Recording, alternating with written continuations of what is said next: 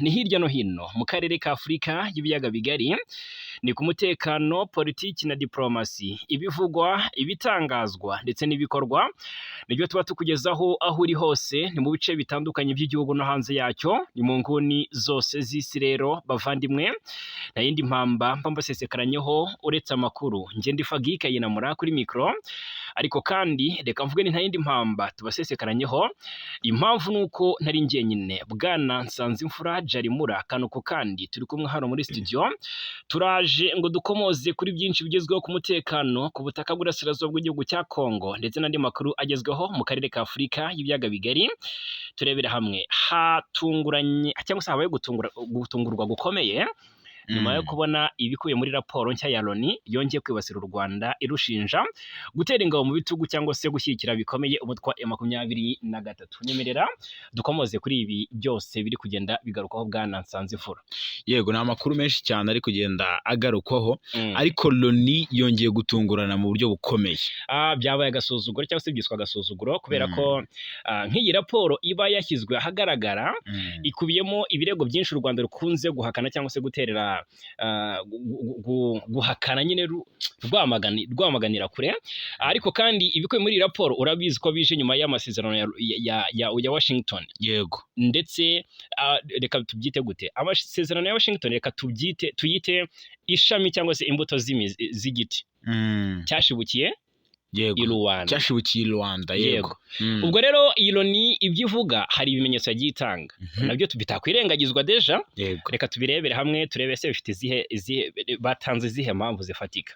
Hanyuma ariko abasirikare b'u Burundi bafashije RDF kuremera imiryango itishoboye. Nihe byabereye? Byagenze bite? Twirwaneho yashyizeho abayobozi barimo Perezida, ni umutwe ubarizwa mu ihuriro Alliance Fleuve Congo. Ikigamijwe n'iki turabigarukaho. ADF yarekuye abaturage 23 yari yaragize imbohe mu gace ka Mambasa muri turi. Hanyuma hashyizweho amezi 3 yo gusenya FDLR. Ese aya mezi urabona iminsi izashira hari cyagezweho? Biragoye. Turaza kubirebera hamwe, ariko harimo navuga urujijo rukomeye cyane mu gusenywa kw'iyi FDLR. Kuko nubwo Leta Zunze Ubumwe za Amerika nazo ziri gusaba Kinshasa gusenya ino FDLR, ariko Amerika nayo iri kugera aho ngaho igashyigikira Kinshasa uruhande rumwe. Yego, imurenge naho turebe. Wabonye ibintu byabaye imurenge? Ese bazakama izihe noneho? Zanyazwe zirashira zose kabisa. Zigera kuri 40, ziyongera ku 100. Nyinshi kabisa. Birakomeye, biteye ubwoba n'isoni. Reka turebere hamwe ibyandi makuru. Hanyuma ariko M23 yungutse bikomeye. Inkuru turayitindaho cyane. Abasirikare 800 byiganjemo abahoze muri FARDC, aba bamanitse amaboko bibera kwihuza n'uyu mutwe. Iyi ni impinduramatwara ikomeye cyane kandi urugendo rurakomeje. Amasezerano ya Washington harayabona nk'insinzi y'u Rwanda, aho kuyabona nk'insinzi ya guverinoma ya Kinshasa, cyangwa se aho kuyabona nk'amahoro ku burasirazuba bw'igihugu cya Kongo. Turabigarukaho. Muhozi Kainerugaba yagize atya rwose, ategeka ko Brigadier General Besigye atabwa muri yombi. Turaje turebere hamwe. Arafunzwe, afungiwe hariya mu gihugu cya Uganda. Ndayishimiye yagize atya, ahemba abasirikare bari ubwo ngo nabacitse ku icumu rya M23. Turabigarukaho. Yes, indi nkuru tubabwira ni ibyabereye Warikare nyuma y'aba commanders ba M23 bivuga ko bashimuswe na Wazalendo. Hari amakuru menshi ari kugenda agarukaho nyuma y'iyi nkuru. Byose turabiva mu zindi muzingo, turambuka Afurika, turebera hakurya, turebera hamwe amakuru aturuka hakurya y'inyanja ngari. Ibiri kugarukwaho turabigarukaho gatanu ku kandi, tubahaye ikaze. Reka kandi tubitse ko byoroshye cyane gukomeza kwibanira natwe, ni subscribe cyangwa sabone kuri uyu muyoboro. Ubundi ibindi nta kindi abantu bacu basabwa uretse kubiduharira. Bwana Nsanzimfura, nyemerera niba duhera kuri abasirikare M23 yungutse, niba duhera kuri raporo ya Loni, amahitamo n'ayawe. Reka duhere kuri raporo ya Loni. Ni raporo nshya, nutongeraho ngo nshya rwose byose. Ni raporo nshya mbona yatunguye benshi. Gusa ku ruhande rw'u Rwanda nubwo nta kintu barabitangazaho, reka twitege itangazo rikomeye cyane riri buturuke muri guverinoma y'u Rwanda, kuko kudasohoka itangazo kubera ko Yolande Macron ntabwo yakibishishikarira, kubera ko ntabwo rega imbwa yose imotse ntabwo ari iyo gutera ibuye. Ariko Loni harimo kayikanze ikindi kitari wowe. Mbona raporo batakiri gusubiza cyangwa ibintu badagisubiza n'ibitangazwa na Kinshasa. Ariko raporo za Loni ziza zunga mu byatangajwe na Kinshasa.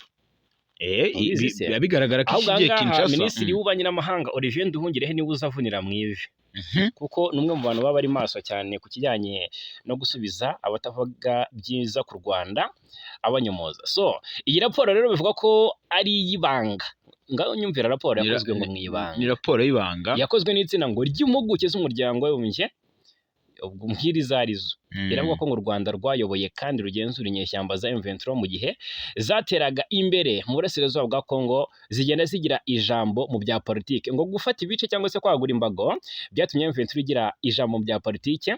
Baravuga ko ari nacyo kiganisha guverinoma Kinshasa cyangwa se kiyisunikira mu gusinya amasezerano y'amahoro. Yego, magingo yanga ni amasezerano akubiyemo byinshi nk'uko rero byatangajwe n'iriwe ntaramakuru by'Abongereza Reuters. Biravuga ko iyi raporo bayibonye kabisa irimo ibigaragaza mu buryo burambuye, ndetse harimo n'abahanga bavuga ko u Rwanda rwahaye abinjira mu gisirikare cya M23 ibikoresho bya gisirikare, ngo u Rwanda rwahaye abinjiye mu gisirikare cya M23 ibikoresho bya gisirikare karundura bishya rwose bigezweho, ariko bakavuga ko ngo u Rwanda rwanohereje cyane abasirikare benshi mu burasirazuba bwa Kongo muri systeme ngo yo mu rwego rwo hejuru ishobora guhungabanya ibikoresho byo mu kirere kugira ngo inyeshyamba zihabwe umwitangirizwa ukomeye ku ngabo za Kongo ziba zisumbirijwe.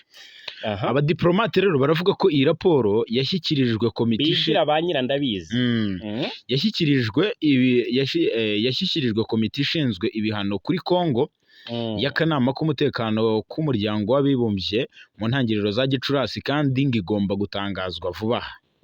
M23 yateye imbere mu burasirazuba bwa Kongo ifata ibice byinshi birimo Goma na Bukavu muri Mutarama na Gashyantare, ariko leta ya Kongo umuryango w'abibumbye n'ibihugu byo mu burengerazuba bw'isi biravuga ko ngo u Rwanda ari rwo rushyigikiye uyu mutwe, ndetse ngo u Rwanda rworohereza ingabo za Kongo, rwohereza intwaro n'ingabo muri M23. Noneho u Rwanda ariko rwo ku rundi ruhande rurabihakana, kuva rwagiye rubihakana kenshi, ruhakana gufasha M23 kandi rukavuga ko icyo ingabo zarwo zikora ari ukurinda ibitero by'ingabo za Kongo zifatanyije n'inyeshyamba z'umutwe wa FDL rurwanya ubutegetsi bw'u Rwanda. Yego, raporo y'impuguke y'umuryango w'abibumbye ariko iravuga ko kugeza ubu ngubu inkunga y'u Rwanda kuri M23 ngitari mbere na mbere ngigamije ngo guhangana n'iterabwoba riterwa na FDLR, ngo bagamije kurwanya FDLR no guhangana n'iterabwoba byayo. Bakavuga ko ahubwo Kigali yibanze ku kwigarurira n'utundi duce, ngo ntabwo icy'ingenzi ari ukurwanya FDLR nk'uko u Rwanda rubivuga. Urabyibuka rero ambasade u Rwanda rwo ruvuga ko ngo rwohereza ingabo mu burasirazuba bwa Kongo ngo zirwanya FDLR, cyangwa ruvuga ko rwashyizeho ingamba z'ubwirinzi ku mipaka yayo. Cyangwa rero irabihengeka ikavuga none izi raporo uzarebe zisohoka ziwagamye zivuga ko u Rwanda rwohereje ingabo ngo zihangane na FDLR. Yego, urumva. Noneho rero ambasaderi w'u Rwanda mu muryango w'abibumbye ndetse n'umuvugizi wa guverinoma y'u Rwanda ngo ntibahise basubiza icyifuzo cya Reuters cyo gutanga ibisobanuro kuri iyi raporo. Ngo ni Reuters navuga ko yacukumbuye ino raporo. Ese yaracukumbuye koko iyi raporo ifite ishingiro? Ni y'ibanga. Ese kuki ntibagira amakamera, ntibagira amakuru ya za satellite bagaragaza amafoto se y'izo ngabo, cyangwa ntizifotorwa zirijimye? Bityo bavuga ni raporo ya Loni. Raporo se ishingiye kuki? Ni raporo yigeze izariya mu burasirazuba bwa Kongo ijyanywe no gukusanya imibare y'abasirikare ngo u Rwanda rwohereje mu burasirazuba bwa Kongo. Tubyite ko rero ari propaganda za Kinshasa se? Ni propaganda, bo bashingira ku makuru atangwa nabo muri Kinshasa. Bakavuga batari ko buriya Kinshasa kuko igeramiwe ivuga iby'ukuri. Rero ibi ngibi nubwo biri kuvugwa ndetse bikaba byateje urunturuntu, bije nyuma y'uko Leta Zunze Ubumwe za Amerika zihuje u Rwanda na Kongo kugerageza kugera ku masezerano y'amahoro hagati y'u Rwanda na Kongo. Yego, azazana rero amamiliyaridi y'amadolari. Ese urabona mu by'ukuri hagati y'impande zombi ni iki gihugu kizungukira muri aya mahoro, muri aya masezerano?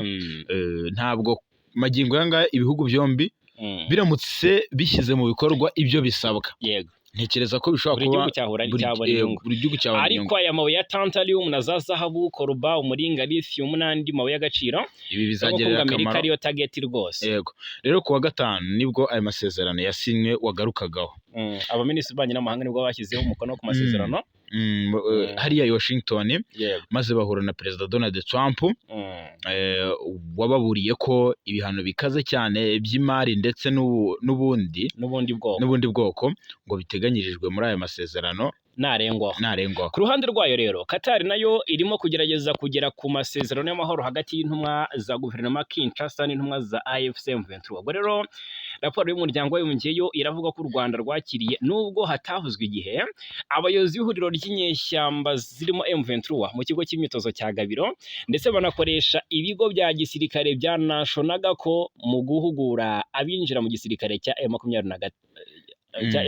Yego, magingo aya ngaya rero iyi raporo nubwo Kinshasa burya nayo igisubiza, ariko ntekereza ko izi raporo itazisubiza kuko ziba zibogamira ku ruhande rwayo kandi nibyo ibishaka, ahubwo ku ruhande rw'u Rwanda wenda reka twitege icyo bari buze gutangaza, kuko ni raporo isa nk'aho iharabika u Rwanda ntabwo cyabura, ariko ni raporo isa nk'aho igayitse rwose, iragayitse cyane, ni raporo itarimo ukuri. Hanyuma ariko u Rwanda nubwo ruharabitswe na Loni bivugwa ko ngo bashyize hanze raporo, ariko hari abavuga ko u Rwanda rufite intsinzi mu bya diplomasi. Yego, n'ubundi u Rwanda ruhora n'intsinzi muri diplomasi mu bihugu bitandukanye, ariko kabisa nyuma y'iri sinywa ry'amasezerano u Rwanda ndetse n'umuhuza Amerika akomeje kutavugwaho rumwe cyane muri Congo. Kinshasa rero ku Rwanda byagiye bitangazwa na Ambasaderi Olivier Nduhungirehe nyuma y'iri sinywa ry'amasezerano, yatangaje ko igikorwa cya mbere ati ni ugutangira gushyira mu bikorwa gahunda ya Koponopsi yo gusenya yo gusenya umutwe wa FDLR, hagakurikiraho gukuraho ingamba z'ubwirinzi z'u Rwanda. Ni ukuvuga ngo u Rwanda iyi FDLR ritaravaho ntabwo ruzigera rukora ingamba z'ubwirinzi. Mu gihe rero mugenzi we wa Congo Therese Kayikwamba Wagner nawe yagize icyo atangaza, avuga ko ngo ari igice cya mbere ngo ni ugukura ingabo z'u Rwanda. Ariko Kayikwamba ejo yari ariko aravuga ati utazubahiriza amasezerano nta ngingo ihari imuhana. Ni nko kuvuga ngo nitutayubahiriza ntacyo biturebaho. Magingo yanga rero ukuvuga ko ingabo z'u Rwanda ziri ku butaka bwa Congo, nawe yashakaga kuvuga ko ngo nizitazabanza kuvayo ngo nabo batazigera barekera gufasha cyangwa gusenya ino FDLR. Ni ukuvuga ngo icyo u Rwanda ruvuga nk'aho ari icya kabiri, Congo iri kukigira icya mbere. U Rwanda ruvuga ko ikintu cya mbere ari ugusenya FDLR nabo bagakora ingamba z'ubwirinzi. Congo ikavuga ko ngo u Rwanda rugomba gukura ingabo ku butaka bwa Congo, FDLR igakurikira. Urumva rero harimo amacenga akomeye cyane. Mu by'ukuri aya masezerano azasiga iki ku Rwanda ubundi biribazwa. Ni ikibazo. Ni ibyifuzo by'u Rwanda muri aya masezerano byagiye bigarukwaho. Urebye rero ibikuye muri bya Congo byagiye byibandwaho muri aya masezerano. Biriho kuko Congo yifuzaga ko u Rwanda rukura ingabo muri burasirazuba bwa Congo. U Rwanda rubyemera ariko ruvuga ko ruzakuraho ingamba z'ubwirinzi nyuma y'uko hazaba hasenywe umutwe wa FDLR, kuko ariyo mpamvu ituma u Rwanda rukaza ingamba z'ubwirinzi. Ubwo urumva buri mpande zombi zarumviswa aha ngaha. Magingo aya ngaya rero biragoye kutabona ko u Rwanda rusa nk'aho rwabonye igice kinini cy'amateka yarwo. Igice cya mbere muri aya masezerano aragaragaza neza ko FDLR igomba gusenywa, gushwanyaguzwa rwose harewe mu mizi. Ibi rero ngo ntabwo byashimangiwe gusa, ahubwo byashyizwe mu mutima wa gahunda ihuriweho mu masezerano yo gukuraho umutwe wa FDLR nk'impungenge z'umutekano w'u Rwanda, bityo hakagarukwaho ingamba cyangwa se hagakurwaho ingamba z'ubwirinzi u Rwanda rwakomeje kugaragaza. Ku Rwanda rero kuba FDLR ihari ifatwa nk'iterabwoba, ndetse ni ikintu benshi mu bihugu bitandukanye hirya no hino ku isi bagiye bitwaza ko ngo u Rwanda rwitwaza ino FDLR ngo ariyo mpamvu nyamukuru rwinjira ku butaka bwa Congo. Kuri ubu rero aya masezerano ngo agomba gutanga urwego ruhuriweho kugira ngo harandurwe burundu umutwe wa FDLR, bikazaba ingwate y'umutekano ku Rwanda. Icya kabiri, inyungu z'ubukungu zirimo gucunga umutungo hamwe na parike mu rwego rw'akarere ntabwo byagiye bisabwa kuva kera n'u Rwanda. Aha twatanga ingero nka parike y'Ibirunga ndetse na kiriya kiyaga cya Kivu, aho u Rwanda rwagiye rusaba Kongo guhuza mu by'ukuri mu kubyaza umusaruro uboneka muri uwo mutungo kamere cyangwa se karemano. Aya masezerano kandi ateganya ko hashyirwaho urwego ruhuza ubukungu mu karere rugamije kwagura ubucuruzi, ishoramari ndetse cyane cyane no gushyiraho uburyo bwo gukorera mu mucyo mu nzego z'ibanze zitanga amabuye y'agaciro, kuvuga ngo mu buryo bweruye nyine imicungire ya parike y'igihugu, guteza imbere ingufu z'amashanyarazi, imicungire y'umutungo mu kiyaga cya Kivu n'ibirombe by'ubucukuzi bw'amabuye y'agaciro mu mucyo kugeza ku ndunduro. Ibi biha u Rwanda amahirwe adasanzwe yo kugira ijambo. Bamwe babisesengura nk'uburyo bwo kugenzura bwemewe n'amasezerano mpuzamahanga yo ku rwego rw'amateka. Ariko burya wari uzi ko isi yose burya ikurikirana iki kibazo cyo mu karere ka Afurika y'ibiyaga bigari bijyanye n'inyungu isi yose igirira mu by'ukuri mu mutungo kamere y'igihugu cya Kongo. Uburasirazuba bwa Kongo buriya bufite ubutunzi bufitiye akamaro isi yose. Isi yose rero ibihugu byose, isi yose itegereje umunsi udasanzwe uzahuza ba perezida b'ibihugu byombi hagati y'u Rwanda na Kongo bagahurira i Washington, ndetse ni umuhango w'amateka ushimangira aya masezerano. Bazaba bari kumwe na Donald Trump ari muri White House, n'amasezerano kugeza ubu ngubu bazaganira, tuzamenya ibyo ari byo amakimbirane. Ariko iyi tariki 27 ahangaha urabizi ko hashyizweho amezi 3 yo gusenya uyu mutwe wa FDLR. Yego, Kongo n'u Rwanda byasinye amasezerano, byashyize umukono ku masezerano tariki 27 Kamena, ariko ntabwo bikiri inkuru, ahubwo iminsi yashyizweho kugira ngo FDLR ibe yaranduwe bijyanye n'akamaro ifitiye guverinoma Kinshasa n'ikibazwe se n'iryari, ese nibishoboka? Ubwo rero muzibandwaho hazabaho icyiciro cy'iminsi 15 yo kwitegura gusesengura ubukana bw'ikibazo, no gutahura FDLR aho iherereye no gusangira amakuru hagati y'impande zirebwa n'ayo masezerano. Intambwe ya mbere igomba guterwa mbere ya tariki 27 Nyakanga 2025 nuko Repubulika ya Demokarasi ya Kongo n'u Rwanda bigomba gushyiraho uburyo bwo guhuza ibikorwa n'uburyo buzakorana na komite ishinzwe gukurikirana ibikubiyemo kandi umuryango w'ubumwe bwa Afurika Amerika na Qatar n'inama yayo rero ni inama ya mbere igomba kuba bitarenze tariki ya 11 Kanama. Hanyuma ku butaka hari ibintu bibiri byihutirwa: gusenya umutwe wa FDLR no gukuraho ingamba z'ubwirinzi zashyizweho n'u Rwanda. Ibikorwa bigomba kurangira mu mezi 4 mu byiciro byinshi. Dukurikije rero amakosa ya RFI, amasoko ya RFI yashyizwe ubwo mu by'ukuri ni amakuru dukesha RFI. Yego ni amakuru dukesha RFI. Yego, ariko n'ubundi ni isoko iyo turi kuvuga iyi nkuru, tuba dusoma ibinyamakuru bitandukanye. Magingo yanga rero uburyo tugerageza gushyira mu kinyarwanda bikagorana cyane, ariko yego niba tugayeyo twize nyaboneka. Ibikorwa bya FARDC na RDF, buriya FARDC na RDF bizahuriza hamwe mu gusenya FDLR, ariko ngo bigomba gufatirwa ibyemezo hamwe n'ibihugu byombi. Igice cy'ubukungu hateganyijwe undi mushinga, gahunda yo guhuza ubukungu mu karere igomba gutangira ku ya 27 Nzeri. Intego ni ugushimangira ubufatanye ku mutungo kamere, ubucuruzi n'ishoramari ryambukiranya imipaka. Kuri dosiye ya AFC M23 inzobere zihuriza ku kintu kimwe gusa, ko nubwo amasezerano ya Washington azagira uruhare mu gufasha ayatangiye i Doha hagati ya Kongo na M23, ariko adasobanuye mu guhagarika amakimbirane, nubwo muri iyi minsi rwose hariho agahenge. Urabyumva neza? Yego, nibyo ngibyo rero. Hanyuma reka turebere hamwe.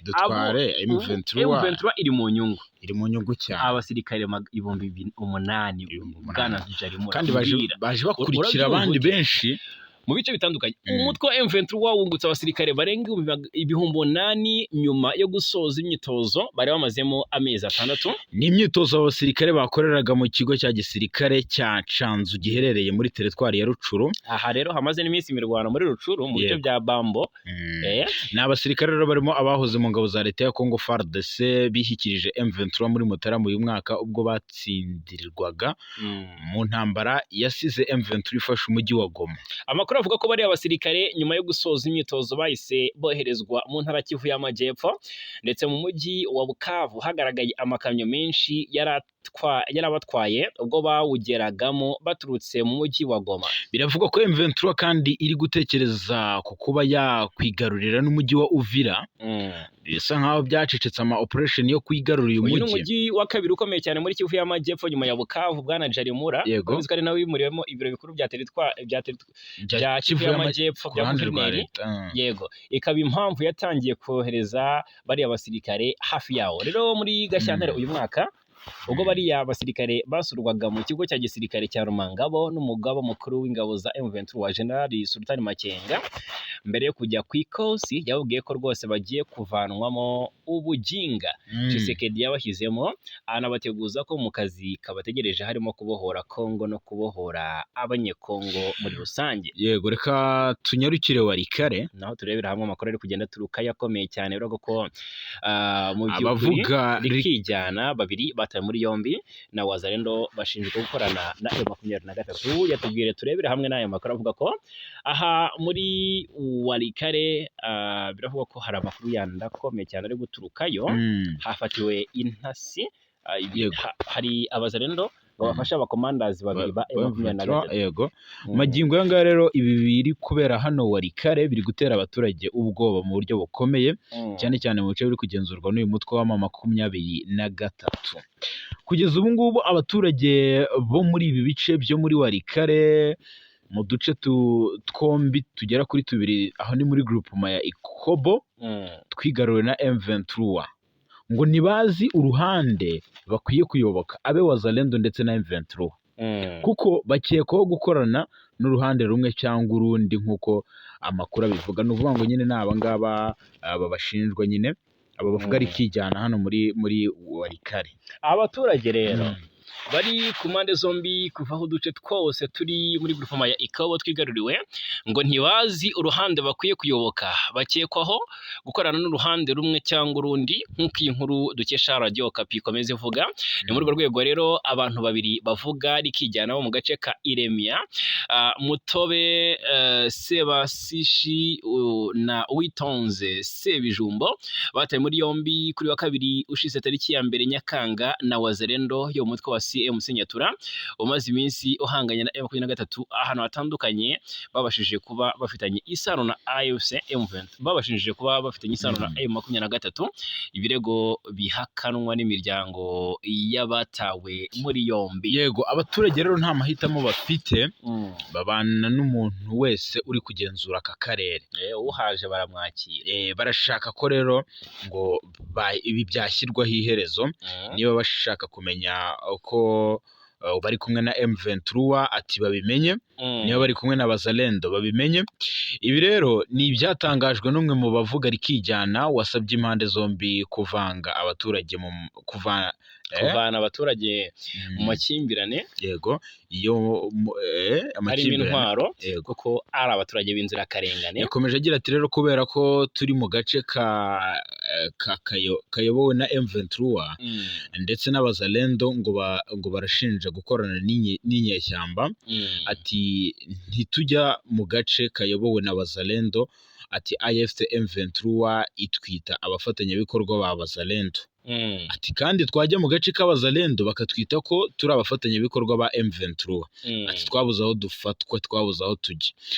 Abantu rero bagera kuri babiri bafashwe bakomeje gufungwa kugeza ubu, aho bivugwa ko Abazalendo bari kubasaba ingurane kugira ngo barekurwe. Abazalendo ahangaha muri Warikare bigize bakasha amakokere, kuko hari abarwanya imitwe yitwaje intwaro ya Republika ni Wazalendo. Biravugwa ko ngo bashimuse abasirikare bakuru babiri b'umutwe wa M23 muri Warikare.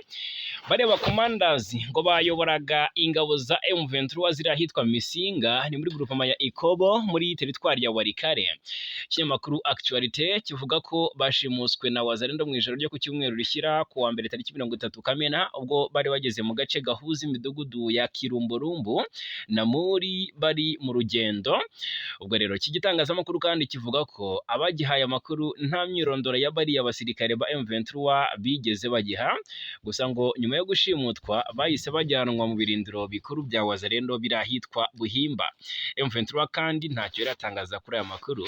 Ari makuru kandi avuga ko ku wa mbere ingabo za AFC M23 zakoze umukwabo mu mashyamba yo muri Kirumborumbu na muri mu rwego rwo guhiga abari babashimutiye abayobozi, gusa ntibagira n'umwe babona cyangwa se baciryera kugeza amasaha y'umugoroba wo ku wa mbere. Kandi amakuru y'abashimuswe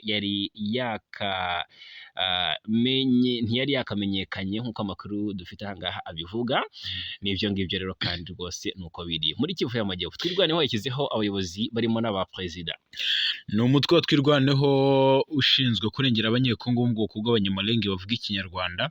Ku wa kabiri nibwo watangaje ko abayobozi bashya barimo na perezida wayo bamaze gushyirwaho. Twirwaneho isanzwe iri mu mitwe igize ihuriro rya Alliance Fleuve Congo M23 rirwanya ubutegetsi bwa Repubulika ya Demokarasi ya Congo.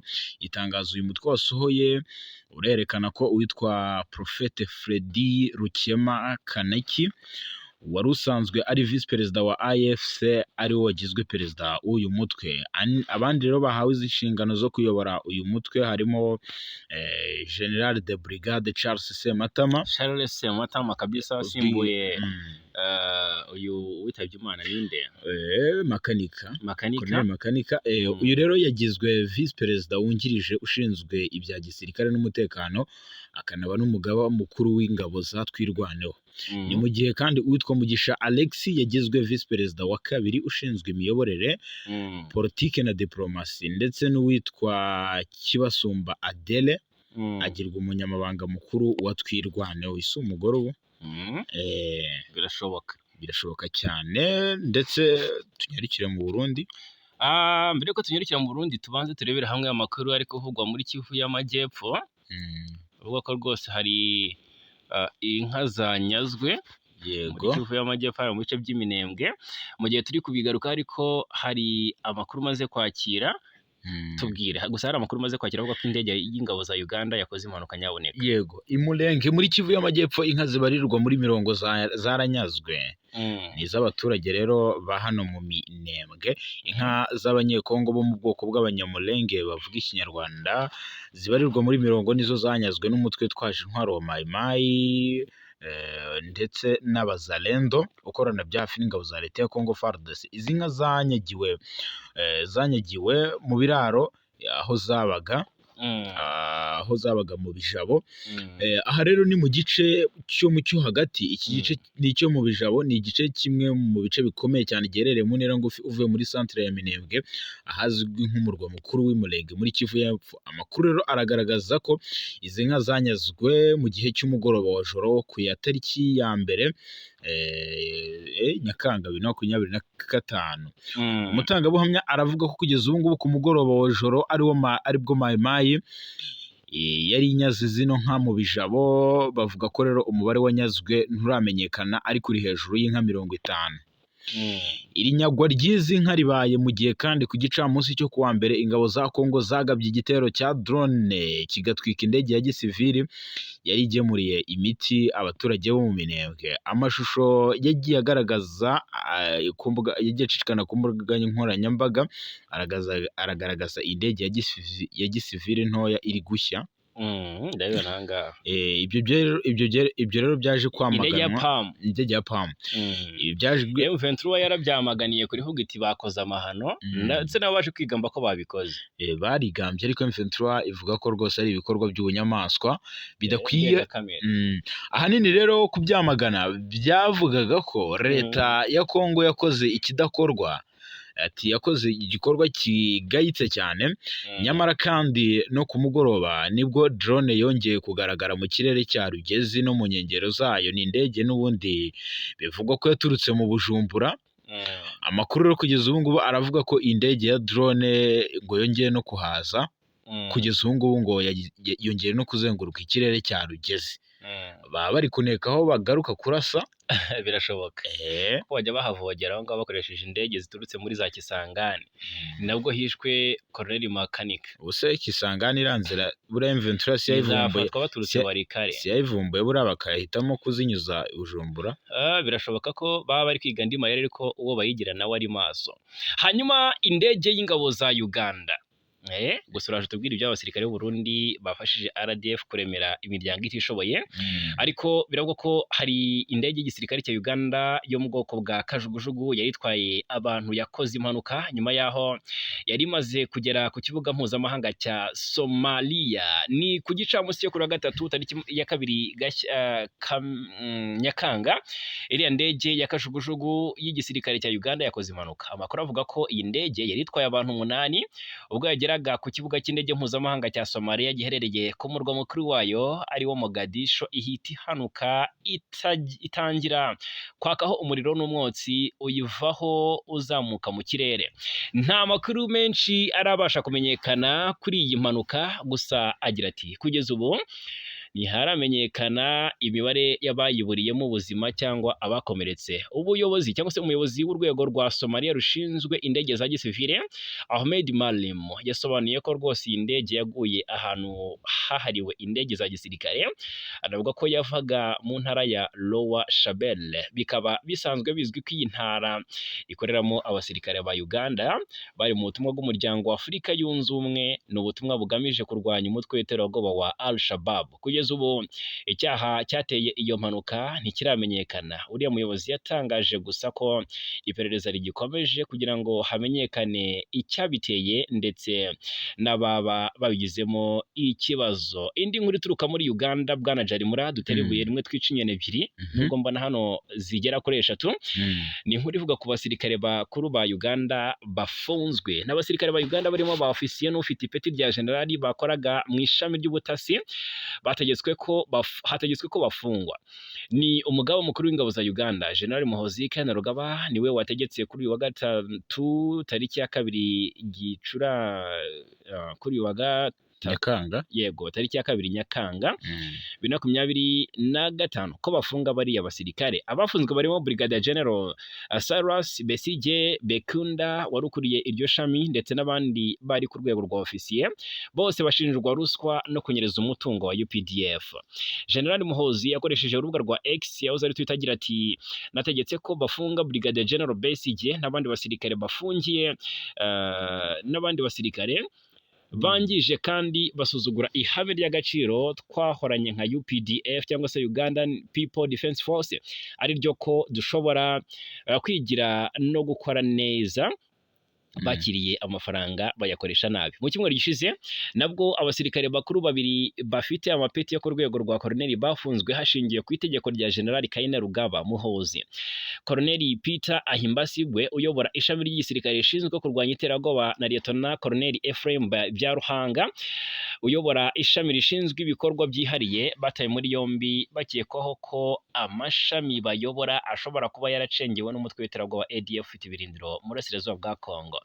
Ubundi kandi mu kwezi kwa gatatu umwaka wa 2024 ubwo General Muhoozi Kainerugaba yatangiraga inshingano zo kuyobora ingabo za Uganda, yavuze ko ashoje intambara kuri ruswa yamunze icyo gisirikare. Gusonza bivuye nyaboneka.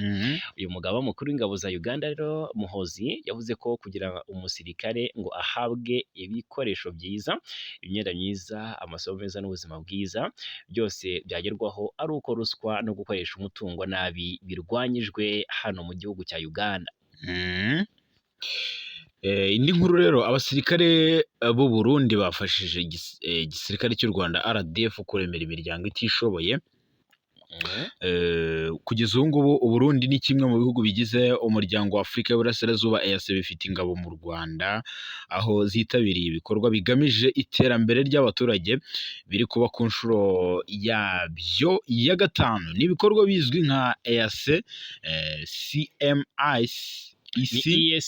CMIC yego week. Byatangiye rero ku ya 29 Kamena 2025 bikazarangira ku wa 4 tariki ya 3 Nyakanga 2025, bikaba biri mu rwego rwo gufasha abanyarwanda kwizihiza umunsi wo kwibohora. Igisirikare cy'u Burundi kibinyujije ku rubuga rwa X yahoze yitwa Twitter cyatangaje ko ingabo zacyo zashyikirije ibikoresho imiryango 70 itishoboye hirya no hino mu gihugu. Ni ibikoresho birimo ibitanda, za matera, ibiribwa, intebe ndetse n'ameza. Imiryango kandi y'abashyikirijwe izi mpano ni mu turere twa Nyarugenge, Musanze, Burera, Nyagatare, Ngororero, Karongi na Nyanza. Usibye ibikorwa byo gufasha abatishoboye n'imishinga y'iterambere n'ibikorwa remezo, abaganga b'inzobere baturutse mu ngabo z'ibihugu bya EAC birimo gutanga izi serivisi z'ubuvuzi, aho bari kuvura abanyarwanda ku buntu indwara zirimo iz'imbere mu mubiri, iz'abagore n'indwara z'abana n'indwara z'amagufa n'amenyo. Serivisi z'ubuvuzi ziri gutangirwa mu bitaro by'uturere twa Ngoma ndetse na Nyanza. Yes, hanyuma iyindi nkuru ejo ni kuwa kabiri tariki ya 2 Nyakanga 2025 nibwo umutwe w'inyeshyamba ADF ni Allied Democratic Force warekuye abantu 23 bari barangizwe imbohe n'uyu mutwe mu gace ka Mombasa n'intara ya Ituri, nk'uko amakuru atangwa n'inzego z'umutekano muri aka gace abivuga. Abarikuwe barimo abagore n'abana, bose baje bagaragara nk'abafite intege nke nyuma y'iminsi bari bamaze mu mashyamba bari mu maboko y'abo barwanyi ba ADF, ni umutwe urwanya ubutegetsi bwa leta ya Uganda ukorera mu mashyamba ya Congo. Biravugwa kandi ko abo baturage barekuwe ku bushake bw'abo barwanyi ahazwi nka Elake, agace gakunze kuberamo imirwano ndetse n'ubugizi bwa nabi bukozwe n'uyu mutwe wa ADF. Agace ka Elake kandi ni ahantu hakunda kubera ibikorwa by'iterabwoba, aho abaturage basahurwa imitungo yabo, abandi bagahohoterwa bafatwa bugwate. Ibi bibaye nyuma y'uko mu cyumweru gishize nanone abarwanyi ba ADF bagabye igitero muri aka gace ka Elake, abarwanyi babiri bo mutwe wa Mai Mai bahasiga ubuzima, ibintu byinshi rero by'abaturage birasahurwa, abagera kuri 50 bagirwa imbohe. Ni imirwano yatumye n'abaturage biyemeza kwirwanaho ngo bacubye iki gitero cy'izinyeshyamba, ariko ADF ibarusha imbaraga, ibagira nabi rwose, cyangwa se bagirira nabi, bamwe irabica abandi ibasiga ari intere. Abayobozi b'inzego z'ibanze muri Mombasa batangaje ko ADF ikomeje kugendagenda mu mashyamba y'ako gace yitwaje intwaro, kandi ko hakiri n'abandi baturage basaga 20 bafashwe bugwate bagifite muri ayo mashyamba. Abarikuwe abatangaje mu by'ukuri ko ubuzima bw'abo baturage basigayeyo buri mu kaga gakomeye cyane, aho bamwe muri ubu barwaye kandi rwose ngo bamwe kuri ubu bararwaye kandi bararembye cyane, ahantu badashobora kubona ubuvuzi ndetse n'imikorere myinshi. Hanyuma rero abaturage bakomeje gusaba ingabo za FARDC gukora ibishoboka byose abaturage bagizwe imbohe bakabahozwa, kandi uyu mutwe bakawurandura burundu muri aya mashyamba ya Mombasa, ndetse no kugarurira ituze abaturage batuye muri ibi bice muri Elake. Yego, twambuke ishyamba cyangwa se twambuke inyanja ngari. Amerika rero yahagaritse kohereza intwaro zimwe muri Ukraine. Amerika iravuga ko yahagaritse kohereza intwaro zimwe muri Ukraine, ndetse kuva ku butegetsi bwa Joe Biden mu gihe Uburusiya bwari bukajije ibitero kuri Ukraine nibwo byatangajwe. Mu byo Amerika yari yemeye mu gihe cya Biden harimo ibisasu bitandukanye byo gushimangira ubwirinzi bwa Ukraine, birimo kongera gusuzuma mu gihe cya Pentagon.